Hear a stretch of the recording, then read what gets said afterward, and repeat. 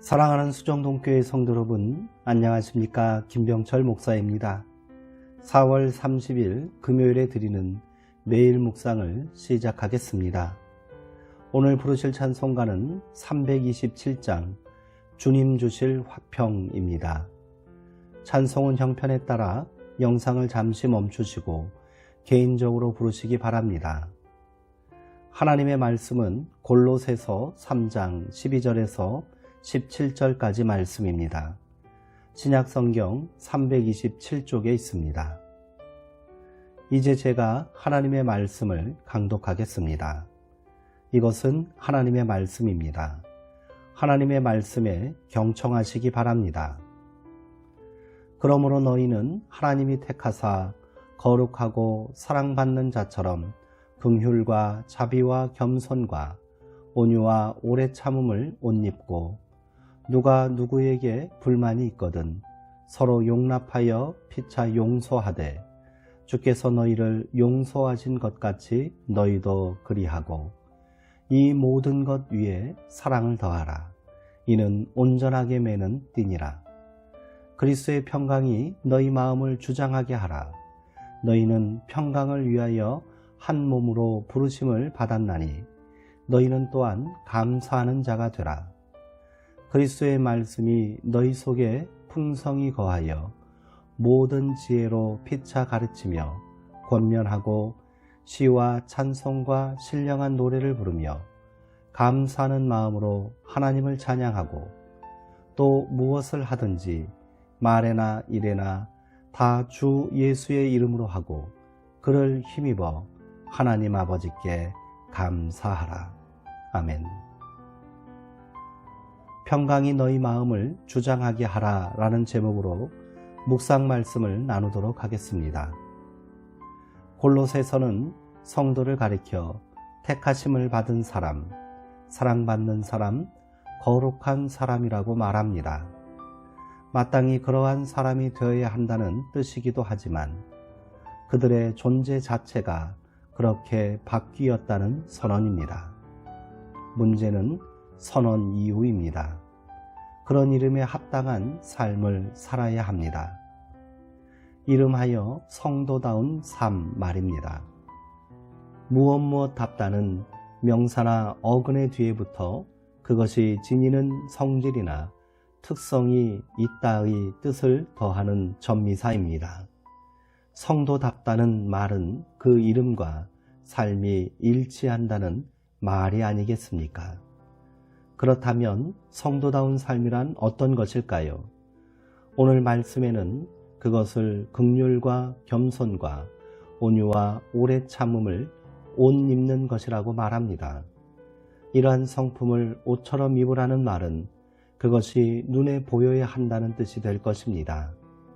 남들이 다 볼 수 있고 그렇다고 인정할 수 있어야 한다는 말이지요. 이러한 성품이 드러난 실제적인 삶은 서로 용납하고 용서함이라고 골로새서 기자는 증언하고 있습니다. 누가 누구에게 불만이 있더라도 그리해야 한다고 말한 것은 그 대상을 특정하지 말라는 뜻이 되겠지요. 또한 주께서 너희를 용납하신 것 같이 너희도 그리하라 라는 말은 이것이 성도의 삶에서 선택사항이 아니라 필수적인 것으로 반드시 그리해야 한다는 말이 됩니다. 그래야 성도다운 삶이 궁극적으로 추구하는 바 사랑을 실천할 수 있는 것입니다. 사랑은 온전하게 매는 띠입니다. 멋지게 차려입은 옷들이 조화를 이루고 그것이 품위 있고 권위 있게 하기 위해서는 띠를 둘러야 합니다. 또한 띠는 용사가 무장을 위해 반드시 착용해야 하는 것입니다. 그렇게 단단히 두른 띠에 칼을 차고 용사는 전장으로 나아가는 것입니다. 이렇게 성도가 그에 합당한 옷을 입고 허리에 띠를 둘렀다면 결의를 다지고 싸움터로 나아가야 하는 것이지요. 그렇다면 성도는 이 굳은 결의로 무엇을 이루고자 해야 할까요? 그것은 평강입니다. 본문 15절은 그리스도의 평강이 너희 마음을 주장하게 하라. 너희는 평강을 위하여 한 몸으로 부르심을 받았나니 너희는 또한 감사하는 자가 되라 라고 말씀하고 있습니다. 평화는 거저 주어지는 것이 아닙니다. 때로는 모든 것을 다 바쳐 쟁취해야만 하는 것입니다. 성도는 평강을 위하여 한 몸으로 부르심을 받은 자들입니다. 그러므로 우리가 성도다운 참된 모습으로 이 땅을 산다는 것은 함께 평화를 세우는 일에 힘쓰는 데 있습니다. 바울은 이를 위해 그리스도의 평강이 너희 마음을 주장하게 하라 라고 명령합니다. 평화를 위해 일하는 사람은 먼저 자기 안에 평화를 이루어야 합니다. 어두운 세상과 맞서 싸우다 보면 우리 마음에도 어둠의 흔적이 남게 됩니다. 거칠고 야비한 세상을 사랑으로 돌파하려다가 마음에 멍이 든 사람들이 많습니다. 그래서 긍휼과 자비, 겸손과 온유, 오래 참음이라는 성도다움을 잃어버린 경우가 생길 수도 있지요. 그렇게 얻은 평화가 무슨 의미가 있겠습니까? 마치 명예로운 자리에 아무것도 걸치지 않고 벌거벗은 몸으로 나오는 것처럼 부끄럽고 불편할 뿐입니다. 어떠한 경우에도 성도는 성도다운 품위를 잃지 말아야 합니다. 그에 걸맞은 의복을 입어야 하고 그것들이 흘러내려가지 않도록 단단하게 띠를 동여야 합니다. 평화를 위한 노력은 그래서 감사함이 되어야 하고 즐거워야 합니다. 평화를 깨치는 극악한 무리들과 대결해야 하기에 우리도 독해져야 한다고 생각하지 마십시오. 승리할 수만 있다면 같이 악다구니를 부려도 된다고 생각해서는 안 됩니다. 어떠한 경우에도 성도는 긍휼과 자비를 잃어버려서는 안 됩니다. 아무리 승리가 눈앞에 있다 해도 겸손과 온유, 오래 참음을 포기하지 말아야 합니다. 무슨 일이 있어도 사랑으로 이 모든 것을 단단히 동여매야 합니다. 그래야 기쁘게 평화를 위해 싸울 수 있습니다. 그래야 우리가 이룬 평강이 감사함이 될 수 있습니다.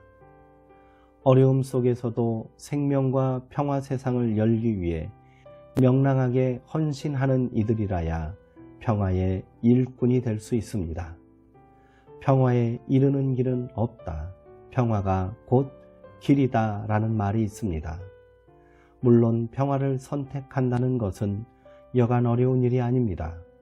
그러나 평화를 포기할 수 없습니다. 평화를 만들지 않고는 그리스도인이 될 수 없기 때문입니다. 그렇게 우리는 그리스도의 말씀이 우리 속에 풍성하게 거하도록 그리스도의 모든 지혜로 서로가 피차 가르치고 권면해야 합니다. 평화는 우리가 함께 이루어야 할 공동의 과제이기 때문입니다. 그 가르침과 권면이 서로에게 짐이 되고 불편함이 되지 않게 하기 위해서 우리는 시와 찬송과 신령한 노래를 부르며 감사하는 마음으로 하나님을 찬양하며 서로를 기쁘게 용납하고 하나가 되어야 합니다. 그렇게 우리 무엇을 하든지 말에나 일에나 다 주 예수의 이름으로 하고 그를 힘입어 하나님 아버지께 감사함으로 서로가 서로에게 믿음의 좋은 스승이 되고 동반자가 됩시다. 기도하시겠습니다. 하나님, 우리는 성도답게 살기를 갈망하지만 현실의 벽에 부딪혀 번번이 넘어지곤 합니다. 이제는 넘어진 자리를 딛고 일어나 다시금 평화 세상을 열기 위해 땀 흘리겠습니다. 미움보다 사랑이 강하다는 것을 몸으로 입증하며 살게 하옵소서. 그러나 진정한 평화는 하나님의 선물임을 잊지 않겠습니다. 현실이 어렵다고 하여 투덜거리기보다는 뿌리 깊은 세상의 상처를 치유하기 위해 노력하겠습니다. 주님, 우리 속에 평화에 대한 확고한 믿음을 심어 주옵소서. 예수님의 이름으로 기도하옵나이다. 아멘. 이상으로 오늘 묵상을 모두 마치겠습니다. 사랑하고 사모하는 성도님들, 오늘 하루도 평안하시고요. 평화를 이루는 일에 힘쓰시는 성도님들 되시기를 바랍니다.